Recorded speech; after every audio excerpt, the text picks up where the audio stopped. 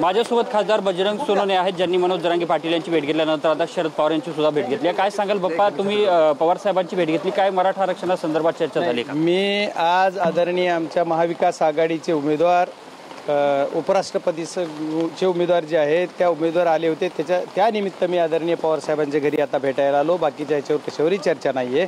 मराठा आरक्षणाच्या संदर्भात साहेबाबरोबर चर्चा झालेली नाही.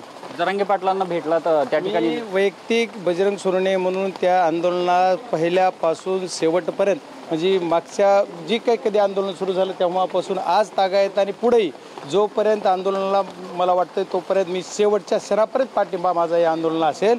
त्याच्यामुळे आंदोलनाच्या बाबतीत शंका नसते. तुमचं वैयक्तिक आहे, मात्र पक्षाकडून जाहीर केली पाहिजे भूमिका, असं सत्ताधाऱ्यांचं म्हणणं आहे.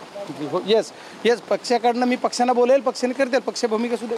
नक्कीच आपल्यासोबत खासदार बजरंग सोनवणे होते, ज्यांनी आता मनोज जरांगे पाटील यांची भेट घेतल्यानंतर शरद पवारांची सुद्धा भेट घेतलेली आहे. आणि मी स्वतः बजरंग सोनवणे म्हणून मनोज जरांगे पाटील यांच्या आंदोलनासोबत असल्याची प्रतिक्रिया त्यांनी दिली आहे. कॅमेरामन सुशांत राऊतसह मी अशोक काळकुटे, TV9 मराठी, मुंबई.